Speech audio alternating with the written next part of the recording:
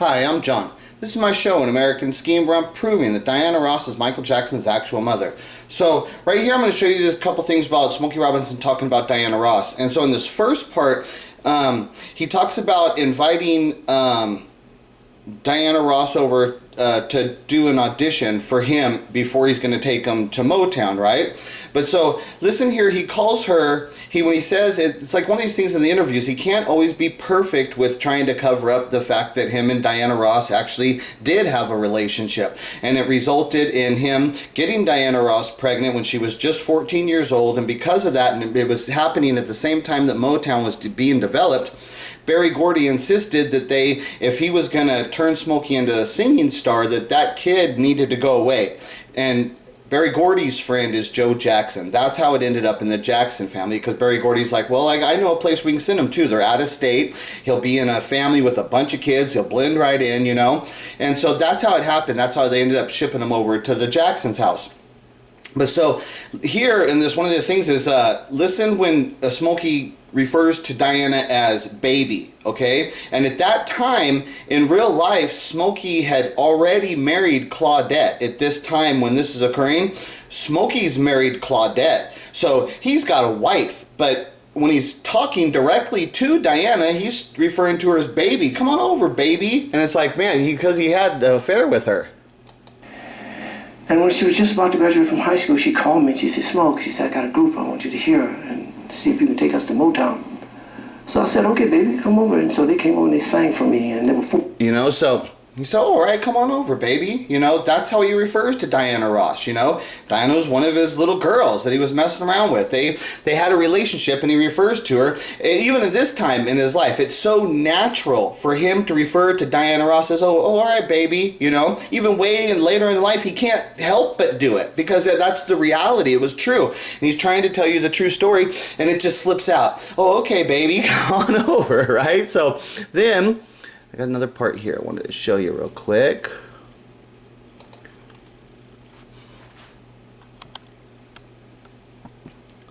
Okay, here we go. Now listen to this part. And I'll set up a couple things. He talks about how Berry Gordy, he got them the audition, or he was going to get the audition for the Supremes, you know, but for the Diana Ross, but he said, oh, but they haven't graduated high school yet. And Berry Gordy says, oh, no way. No way. They got to wait till they graduate high school. I'm not signing anybody. And then he refers to Stevie Wonder, and he explains how difficult it is to take care of Stevie because he's a kid. There's a lot of other things that you have to be. There has to be escorts and chaperones, and then you have to have teachers, and there's all kinds of stuff like that. So right here he says, when he tells them, no, they got to go to high school, and he says, I don't want to, we got Stevie, and I don't ever want to do that again. Listen how he says this. But anyway, they came and sang for me, and I wanted to take them and sign them up then. However, they were still in their last year of high school. And I told Barry, I said, I got this group of girls and I want to sign them up. He said, oh, fine, man, sign them up. I said, yeah. I said, but they're still in high school. He said, no, you can't sign them up then. He said, you have to wait till because, you know, we already had Stevie, and Stevie required so many people to travel with him because of him still being young and have to be in school, and he had to do his schoolwork on the road. He had to have a tutor and do blah, blah, blah, and all that, you know. He said, I don't want to go through that again with another artist. Okay, I don't want to go through that again with another artist, right? So leading up into the Jackson 5, you're not just dealing with one kid, you got a whole band of them. Plus you've got this father figure. Like, let's say that Joseph didn't know Motown, right? Joseph Jackson would obviously be known as what's known as like a stage father. He's really aggressive, really demanding. He wants to do things his way. Now, just take this simple reality that, like, if Michael's not related to to Smokey Robinson and Diana Ross, if that stuff's not true, and there's a kid band, right, trying to go to Motown, right? And remember, Michael's a kid, so you don't know what his voice is going to transition into, and then you're also, if you're going to sign him at that young age, that means that you're guaranteeing you're going to have to deal with the situation of him progressing through puberty and all of that stuff, right? So, and then the simple reality, after they had dealt with Stevie, they're like, I don't want to, he literally, this is big part of it, there's no hiding it. They did not. And then they were he even told Smokey, I don't want no girl group. He didn't care.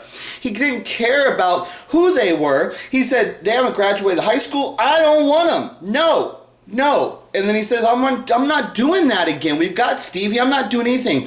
But then what you're going to tell me is that this Jackson group comes in, and the people see Michael's all the talent, right? But you don't look at the simple reality. He wouldn't be looking at him as the talent as he is. He would be looking at him as a business. It's a business. And it's like, if I sign this kid, I have all these other kids who don't have the talent. Plus, they've got a father who's really aggressive, and he's like a stage father right there, very demanding and controlling of the situation. Plus, you don't know what the kid's voice is going to transition to as he goes through puberty. You don't know. It's like, is this really a good voice, or is this just a niche thing from some little kid, right? He wouldn't know. So, from the facts that you can see right here, there's no way that Berry Gordy would have ever signed the Jackson 5. They never would have had a chance. There's no freaking way. He's like, I'm never going to go through that again. But then you're going to tell me he's going to sign a whole family of kids that are not 18? If he would have signed any of them, it only would have been Michael, because he's like, if I'm going to do this, I'm taking the talent, and I'm only going to sign the talent, because Berry Gordy's already got a stable of musicians and songwriters to write all the songs and create all the music for his artist, the singer. If he wanted to use Michael as a singer, that's the way he would have done it. He never would have signed the Jackson 5, but the only reason it happens because that kid is actually the child of Diana Ross and Smokey Robinson. That child is actually, or Diana Ross is actually dating Berry at that time. So Diana Ross is like, I want to do this. That's why you always see everything in the beginning saying Diana Ross presents the Jackson 5, because she was strong-arming him, saying, I want to do this. I want to do it. I want to make sure that they get their chance. You know, she pushed him, and you can see it because it comes out in the relation of how Diana Ross is like nurturing them. You can see she directly intervened into that. And why was she intervening? Because that's her kid. And then why did Berry Gordy actually did allow it to happen? Because of Michael, because he was the one who set the whole thing up and got Michael abandoned to the Jackson 5. So then when that kid comes back, it's one of those things that Berry looks at that like, wow, this is like from God. This is like a sign from God, and I'm not going to mess with God. That's why he signs them. If they don't have all these connections, what I'm saying, and all these influences and stuff like that, from those words of what Smokey Robinson just told you, there's no way possible that Jackson 5 could have ever been signed to fucking Motown. You stupid Michael Jackson fans are stupid as fuck. You don't know what real evidence is. You don't know the real stories. And the fact of the fucking matter is you don't care about Michael Jackson, and he damn well fucking knew it. That's why he ended up a dead fucking junkie.